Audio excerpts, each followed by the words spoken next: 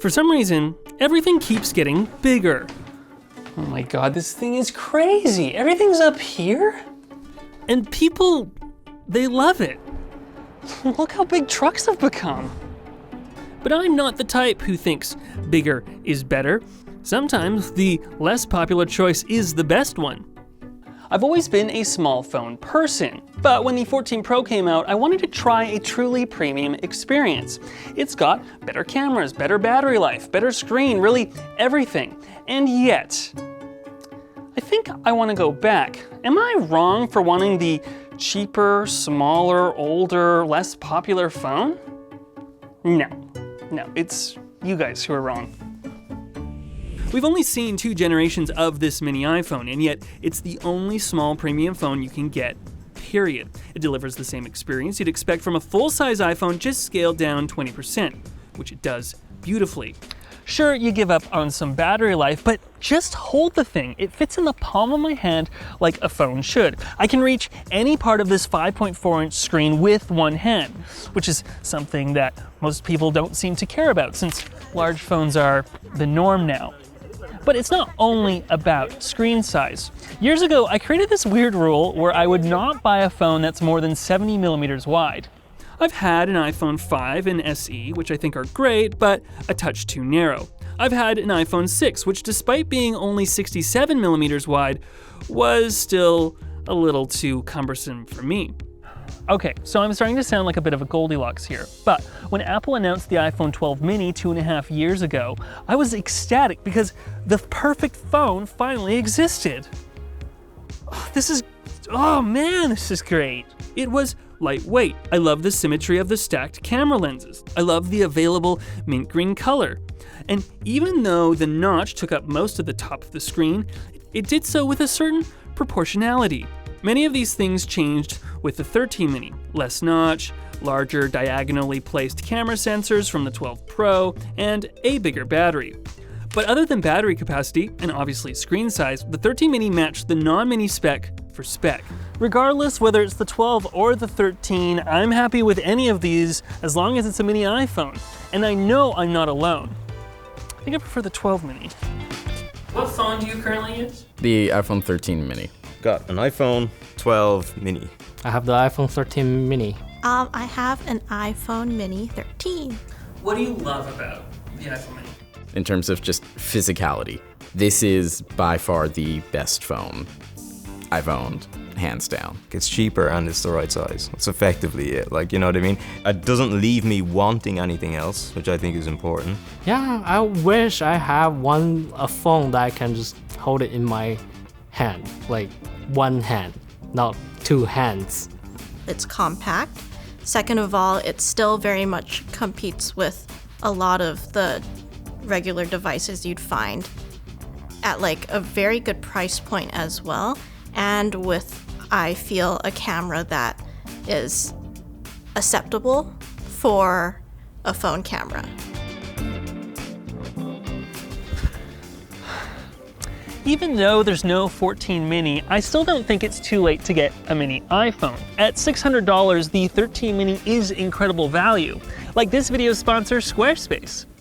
Building a website from scratch can be difficult and time-consuming, so make your life easier and use Squarespace. With a variety of templates and themes to choose from, you can find something that fits whatever your style and needs are. They have great analytics and marketing tools to make the most of your website, and 24/7 support, so you'll always have help when you need it. We love it so much that we here at Linus Media Group use it ourselves. Head to squarespace.com/MacAddress and get 10% off today. Now, when it comes to choosing an iPhone, you are spoiled for options. But the iPhone 13 mini is the best bang for the buck. Yes, you can try and save more money and opt for an SE, but you'd be giving up a lot. If you go for the full-size 12 for the same price as the 13 mini, you lose a ton of new features, improvements, and storage just to get the larger screen. In every way, it's a lose-lose for me.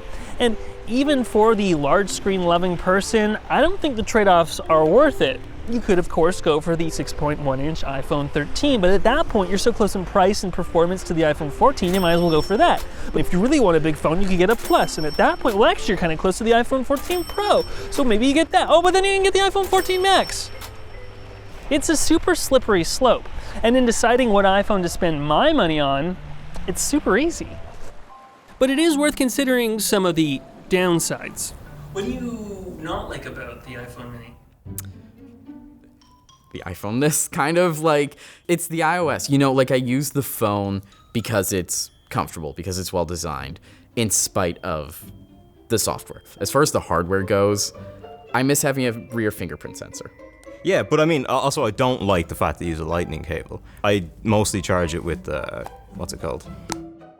It's not a great phone though, for calling though. I will say that. It doesn't sound great, you know what I mean? And the battery life was not entirely there. Like, for example, if I am like going on a road trip or something where I'm going to be using my phone for most of the day, then that is very much something I have to be super aware of. And The main thing is the battery life.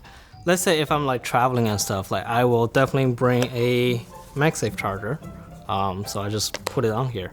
That gets rid of the disadvantage of like the battery life for the smaller phone. Our gripes aren't the biggest issue with the mini iPhone. The complaint everyone else has with this phone is the thing we all love about it: its size. All things considered, the mini line accounts for just 2 to 3% of iPhones sold during their life cycle. That's still millions of devices, but not enough to be considered popular.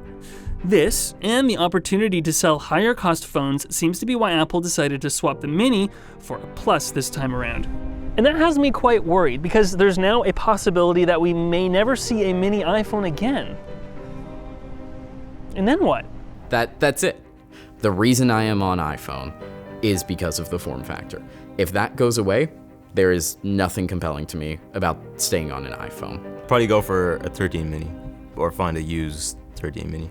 Like, I don't want this to come across as I'm cheap. I just don't value the high-end stuff. I'll probably still go out and just buy this one because it's cheaper than the new one, and all the new fancy feature I probably don't really need. if I really had to, just for the sake of convenience, I would end up switching to the current generation regular iPhone that is available. The prognosis is not good when you step outside the Apple ecosystem. All of the normal size Android phones I find to be quite large, and all the best features are saved for the largest among them, which can be better described as monolithic. I've searched high and low in the Android sphere for an alternative, and the best I've been able to find is the Asus Zenfone 9. At first, things look promising. This 5.9-inch phone has a surprisingly strong battery life, flagship specs, and, would you believe it, a headphone jack. The wins keep on going. It also has a 120Hz refresh rate, which easily bests what the 13 Mini offers. The news isn't all good, though. It lacks wireless charging, and the cameras are rough. What's going on with my hand here? You can find a better camera on a cheaper phone, and compared to the 13 Mini, it's not even close. Look at how the Zenfone messed up this jacket. These haptics feel as bad as phones from 2010, and carrier support isn't even ubiquitous. Verizon, for instance, doesn't support this phone. And although it did eventually receive Android 13, OS updates aren't timely. There are times when it is a couple of months behind on security patches, and it only just got its latest one recently. You'll also only get 2 years of updates, which was bad a decade ago and is now inexcusable for a phone of this price. I'm still glad a small phone alternative exists, but this is a low bar. There should be better options. And with the 14 line dropping the Mini, we might be at risk of losing one good choice entirely. But I wouldn't worry just yet. We thought that the 5S would be killed for good, and yet we got the first gen SE. And when that was replaced with the 4.7-inch SE, we thought that an all-screen design that's this small would be impossible. And yet we got the 12 Mini. We are a minority wanting this, but we're a vocal minority, and Apple has so far been able to fill this niche. I mean, it's not surprising. Steve Jobs was on our side. Now, with the current SE getting long in the tooth, I think that line is primed for a new model, one which could carry on the legacy of the Mini. When the iPhone 15 comes out, give me the body of a 13 with updated internals. Don't get me wrong, this isn't dead yet. It'll still get OS updates for years to come. And even when it stops getting major iOS releases, it'll likely continue getting security updates, just as old versions of iOS do. But eventually there will come a time to replace it, and when that time comes, I hope there's an option for people like me. Thanks for shrinking this MAC address down to size. If you like big phones, give this video a like, and if you like small phones, well, you might as well subscribe. I'm curious, what is the perfect size phone for you? Did you come up with a measurement policy like I did?